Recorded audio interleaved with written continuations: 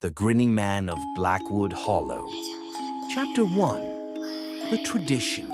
Every October, 6 old friends, James, Rachel, Michael, Chloe, Ben, and Olivia, returned to Blackwood Hollow for what they called the Tradition. They rented a remote, sprawling Victorian house, tucked away beyond twisting roads and dense, brooding forest. This year, the mood was tense. The owners had left a note warning them not to wander after midnight and never, under any circumstance, to enter the woods after dark. James, full of bravado, scoffed. Ghost stories and small-town legends.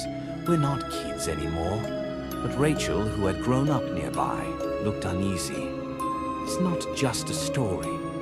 People, they disappear out here. Chapter 2. The first night settling in, the group explored the creaky house. Chloe found a music box in the attic, its melody oddly distorted.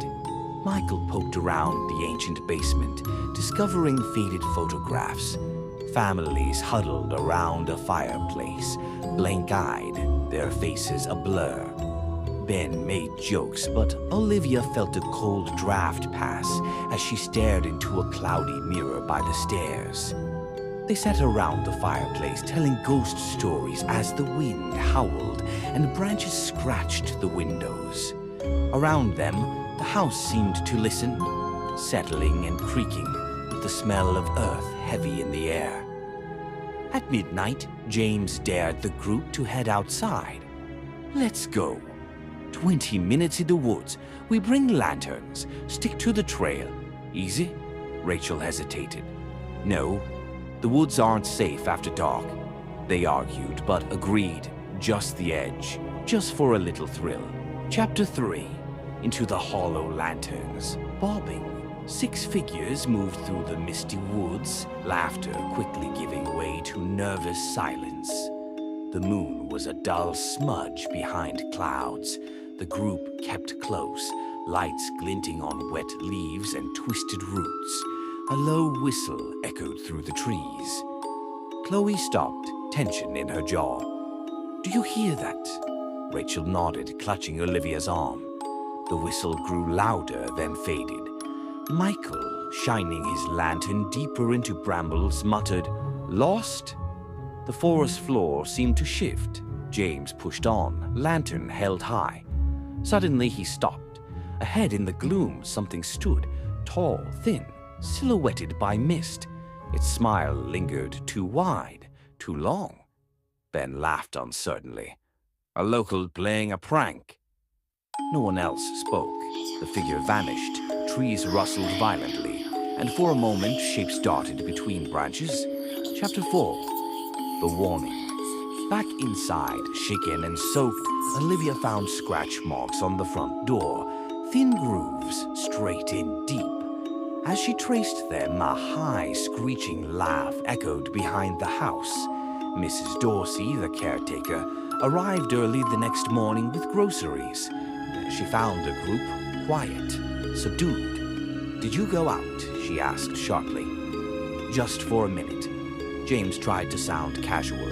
She turned pale. "You mustn't. Blackwood Hollow is cursed. Decades ago, a man in a grinning mask hunted those who trespassed after midnight. When he visits, he leaves marks, 3 for warning, 6 for claiming." She showed them her wrists, pale scars, crescent-shaped. Rachel begged, "We want to leave." Mrs. Dorsey shook her head. "If you stay, remain together. Don't let anyone in, no matter what you hear, and whatever happens, do not answer if he calls your name." Chapter 5. Nightfall Games. That evening, the group stuck together. Ben tried to keep spirits up with board games. James lost his temper, snapping at Michael. Chloe wandered the halls, drawn by an old portrait, a faceless man in a tailored suit, grinning. Thunder shook the house. The lights flickered. Olivia's phone died, and every other device too. Doors began to creak open on their own. Shadows flickered on the walls in shapes no candle should cast. Rachel counted, 3 scratches on every window frame. Chapter 6, the 7th mark. Sleep proved impossible. At 2:30 a.m., Michael heard a voice under his door. Michael, come see what I found." He stayed still, heart hammering, remembering Mrs. Dorsey's words. Chloe, meanwhile, felt a pressure at the end of her bed. Sweat gathering, she saw a pale hand reach slowly onto her covers, grabbing the hem, pulling. In the hallway, Rachel heard keys jangle. The group gathered, shivering, all recounting variations of the same dream. A man's face, wide grin, whispering promises in the dark. Suddenly, Ben shouted from the kitchen. They rushed to find him staring at the refrigerator door, now covered with 7 deep scratches. Rachel paled. 6 for claiming, 7 for the feast. Chapter 7. The hunt doors slammed shut. Cold swept through the house. Upstairs they heard footsteps, deliberate, slow, never pausing. Every window showed swirling darkness, eyes in the fog. James tried their phones again. Dead. Michael grabbed a kitchen knife, the group backing into a corner. A knock at the front door, soft, then louder. The rhythm familiar. "Olivia? Let me in. It's your mother, Rachel. It's me, Dad." One by one, the voices mimicked their loved ones. They did not answer, huddling close, repeating Mrs. Dorsey's warning. Suddenly, a lantern flickered outside the window. The grinning man stared back, mouth impossibly wide. He tapped the glass, leaving another mark, then vanished as a shrill scream echoed in the woods. Chapter 8. Dawn. The sun rose quietly.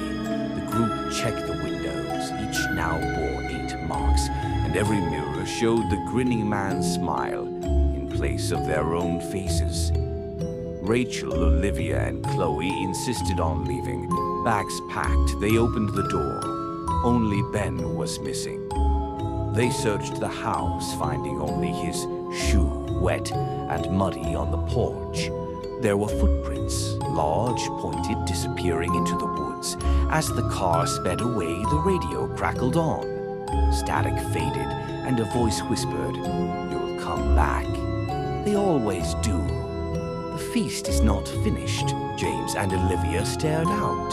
In the rearview mirror, a grinning face watched from the attic window, lantern glowing in its hand. Epilogue. The return. Years later, 5 survivors receive a single photograph in the mail. 6 of them together, faces scratched out. Only Ben's face remains, grinning wide, lantern in hand. And every October they hear a slow knock at night, a faint whistle in the wind, and see for an instant the grinning man awaiting, calling their names in Blackwood Hollow.